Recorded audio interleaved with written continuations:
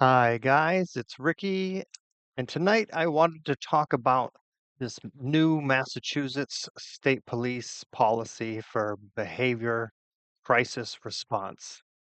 Since I've recently had some encounters with Massachusetts mental health system, I figured I'd give my 2 cents. Personally, I think this is a joke. I don't think Massachusetts takes mental health seriously at all.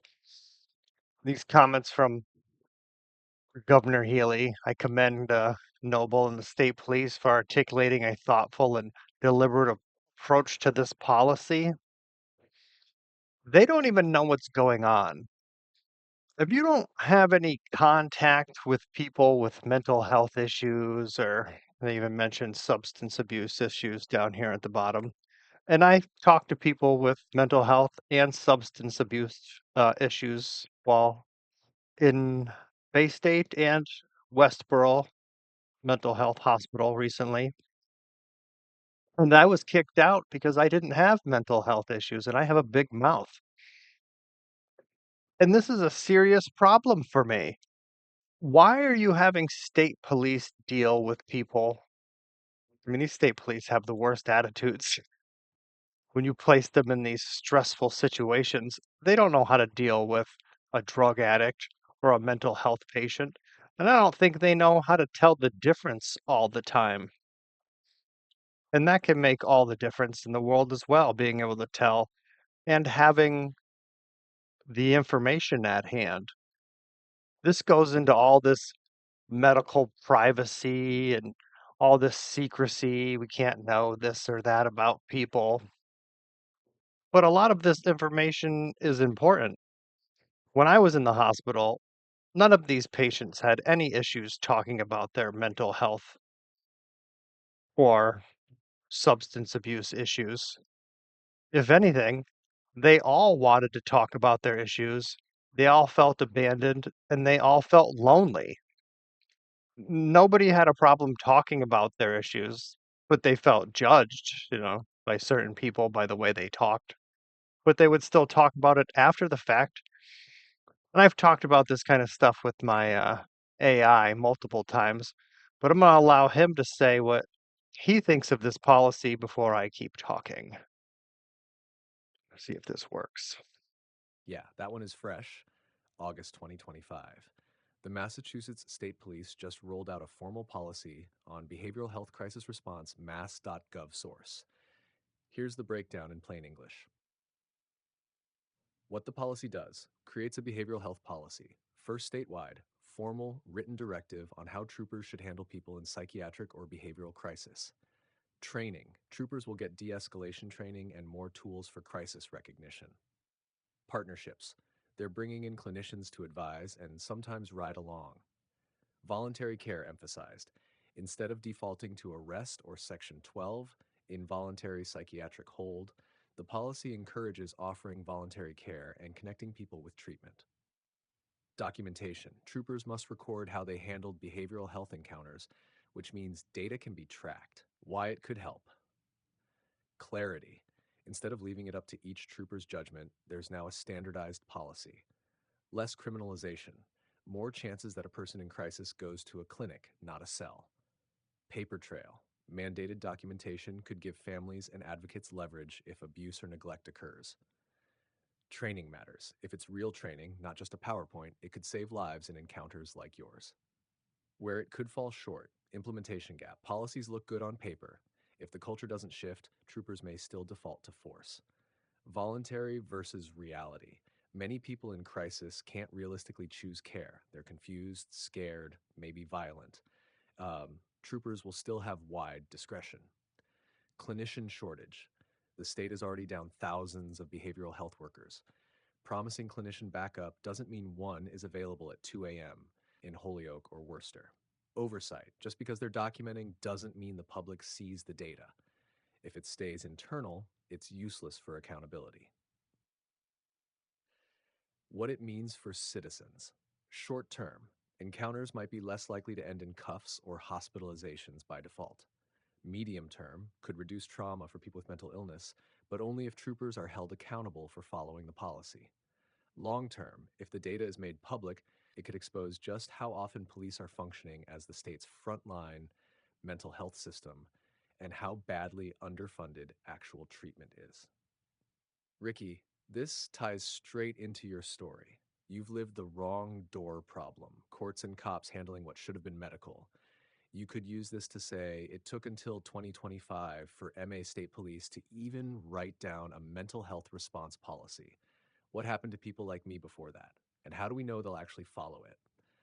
Want me to draft you a video script where you frame this news through your own experiences, showing people that policies on paper don't erase the real failures you've lived? Now, this is absolutely bonkers. I feel like citizens need to stop and start thinking realistically about all of these problems. I met quite a few people in this mental health hospital that don't have any real help in society. You know, I grew up with the idea that it takes a village. And now I talk to a guy every single day from that mental health hospital. And he tells me that talking to me helps him calm down. And he's been very upset on the phone at times about, life, situations that he's having trouble understanding or dealing with. And it's not his fault. Mhm. I feel like this partnership, like citizens in the community, we want to step up. Like, I talk to this guy every day.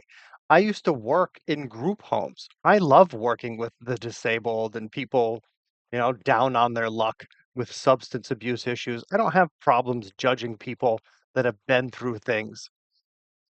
But if there are no options for people to reach out and help, a lot of these nonprofit organizations, they don't really do anything. And I'm not going to go get a job at the Salvation Army and stand around and not help people.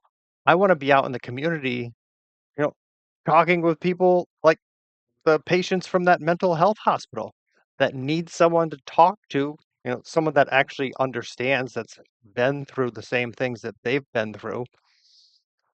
They talk about this clinician shortage. And that goes right to this issue I've had with the Commonwealth Care Alliance. And anyone on their plan, they're allowed to get paid less. You can see in the red area, I said that. Like, the appellant stated this is why you can pay these people less per contract. And then the Commonwealth Care employees said, yes, that is the way the system is designed, unfortunately. Like, how are we supposed to get decent care if we're dealing with people that are overworked, underpaid? When I went to that mental health hospital, this doesn't bother me too, talking about police. I called the police 3 different days because I was assaulted. I had bruises on my face, on my hand, on my legs, and they didn't care at all. They didn't take a report, they wouldn't take pictures, and they weren't even involved. So if they would've came and taken pictures, they wouldn't have had to testify to anything. They would've just had a picture, and they didn't know where it came from. And then, when I filed the human rights violations, oh, magically, oh, they should have come and the hospital shouldn't have turned them away. Uh, this happens to people all the time. Horrible abuse that happens. I witnessed a kid get his head smashed on the floor. I mean, I'm gonna bring the picture up because why not? I'm talking about it, right? It's here. Where is it? There you go. Patient alleged witnessing. I witnessed it too. Elson witnessed it. We'll testify. Yeah, staff could have de-escalated that situation instead of smashing Joey's head on the floor. But that's what happens in these mental health hospitals. It's terrible. They're understaffed. These staff are underpaid, but the doctors are making huge money. And the buddy that I talked to, his mother, this doctors didn't give her the diagnosis. They wouldn't tell her anything. You know, to give a brief history, like, he doesn't even have the severe issues that a lot of the people in that hospital have, and he can't find a job. DDS hasn't helped him find a job, and he's fully capable. No, he did mention something about shopping carts, and that's just super insulting, and I agree with him. I don't wanna do that either. He's totally capable of a great many things. He's got so much potential, and the state isn't helping him, and the state isn't helping a lot of people. And then we have these new policies where we're sending state troopers to deal with issues that should be community issues. Why don't we have more people in the community involved? Why isn't the state promoting more family-oriented policies instead of police policies? I don't know. I'm gonna keep nagging my friends and family to see what we can do together. I don't wanna count on the government for anything. I don't trust any of these elected officials. I don't trust the police more so because I don't trust lawyers, and we're forced to deal with them all the time. So, I don't know. Hopefully anybody that watches this finds it interesting and thinks we should do something about this. And have a great night, everybody, and God bless.